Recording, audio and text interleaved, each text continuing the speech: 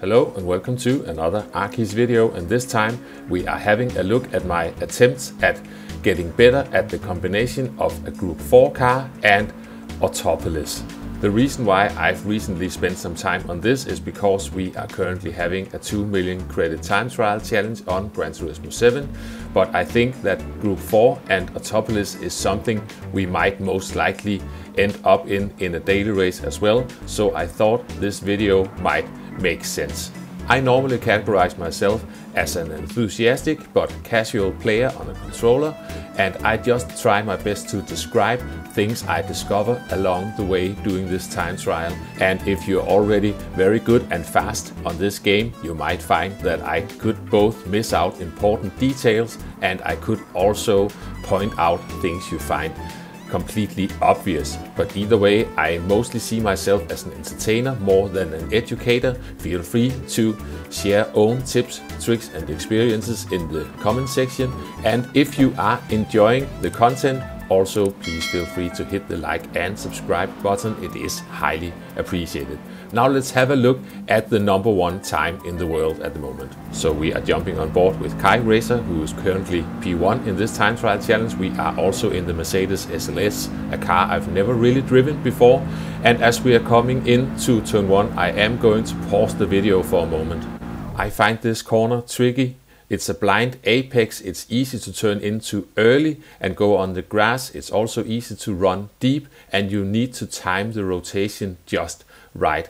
And as we're coming into the corner, you can see that downshift to second gear is coming very late up to third gear again. There's quite a big jump between those two gears, so you have to be patient on that final downshift for the final rotation. We're coming into the next corner, trail braking into this one. Also need to coast a tiny bit at the apex so you can get the car pointed in the right direction before coming back onto the power, because you don't want to run too deep into this one. You need some room to swing the car back over to the left. All throttle control through here, hitting both those apexes on the left hand side. And as you come into the hairpin, you can use a bit of first gear for rotation. Just make sure to time it right, because it's easy to over rotate the car and you don't want to get too much on that inside curb, because it will mess up your exit completely. We're going to pause the video for a short moment again, because here you really need to find the sweet spot, sort of at the middle of the track. You need to be a bit patient before you go down that extra gear for some extra rotation, because otherwise it will be too narrow, and then you just need to wait. Suddenly you'll feel the front end of the car tucking in, and then you can get back on the power. There's something really strange about that corner I cannot explain, but you need to figure that one out. We are pausing the video once again because the upcoming hairpin is a late apex. The exit is at a weird angle coming downhill, so it's easy to get an unstable car on the exit. So using the gears, also a bit of first gear rotating the car. Don't get too much on the inside. Try to straight line the car as much as possible so you can come back on the power. And now we're coming down the hill, and we're going to pause the video once again, because now we are into the final sector where you can really both gain and lose a lot of time. We've got, if I can count correctly, 7 consecutive corners coming up. The first one, you don't need to brake that much, but you need to let the car coast and let it settle itself, find some grip before coming back onto power, otherwise you'll run off the track. Down to third gear, let the car tuck into the inside so you can carefully come back onto the power. Give yourself some room to swing back over, a tiny lift to adjust the line.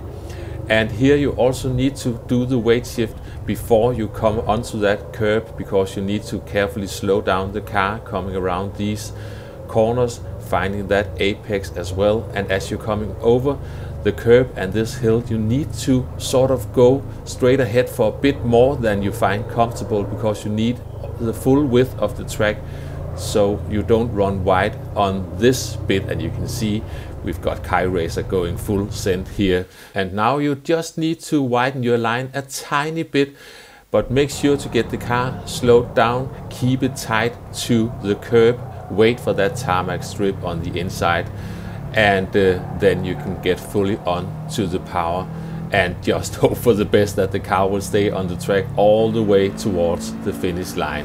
Kai Racer is across the line in a 152.478, and now for something completely different. Let's see if I can remember just some of this and actually do some of this. So now we are on my best attempt on this one so far.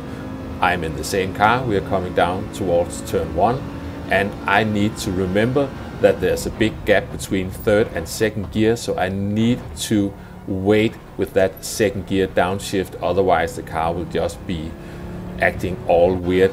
We did lose some time on that one compared to Kai Racer. He is P1 in the world after all. We're coming into the following corner, trail braking into the corner, letting the car settle before getting back onto the power, and just throttle control, finding that first apex, also the second one, and now we're coming into the hairpin, and if I remember correctly, I get the car rotated a tiny bit too much. I am actually touching the grass on the inside, and the rear snaps a tiny bit, and you can see instantly the Ghost is running away.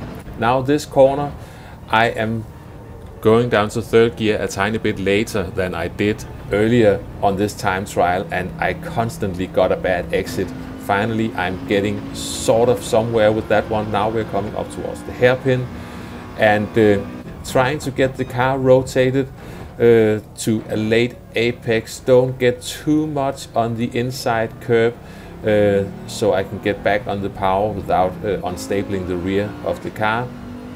Now we are coming down towards this downhill right-hander, just trying to let the car coast around the corner so I can get back on the power. I'm almost running off the track, but we are down to third gear, getting the car in towards the inside, and make sure don't to run too deep so we can swing the car back over a tiny lift, and also making sure to start slowing the car down and shift the weight before coming over that curve back there.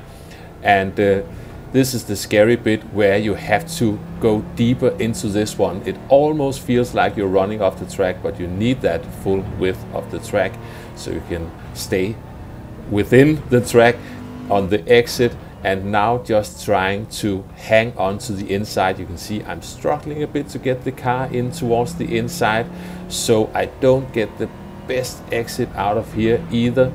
But we are just keeping it planted, and we are going across the line in a 153.741. So almost sneaking into the top 1%, but still a lot of time to find. So now we are doing a comparison run, and we can see where I am losing some time. We are coming down the straight towards turn 1. I am in the yellow car on the right, and we've got Kai Racer in the gray car on the left-hand side.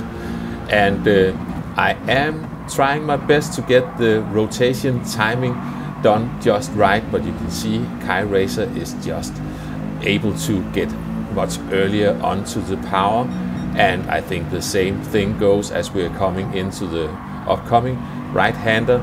And also through this bit you can see Kai Racer is getting full on throttle, really just timing the line just right, and I'm a bit more hesitant. Here I'm touching the grass and the rear snaps on me, so that's where I really started to lose some time. Now we're coming into the long left-hand corner. I'm also trying to get the car tucked in towards the inside there so I can get full on the power. Now we're coming up towards the hairpin. I am falling behind a bit now, finding that late apex, actually doing an okay job at the moment. No squirrely rear end of the car on the exit out of that one.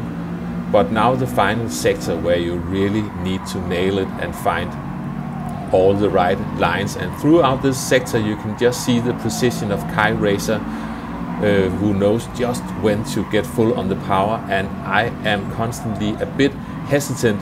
I'm trying to keep up as high an average speed as I can, because that's crucial through this final sector, but really a tricky sector, this one. Now we've only got the final corners coming up, and you can see I'm struggling to get the car towards that white line on the inside. I actually failed to do so, and that is going to compromise my final run up towards the finish line. It's always fun to do these side-by-side comparisons to see where you are losing some time. But either way, I have been enjoying the process of both getting to know this track a bit better and also getting to know the Group 4 Mercedes SLS a bit better. I hope you enjoyed the video, found it entertaining, maybe even somewhat useful. Thanks for watching, and I will catch you next time. Bye bye.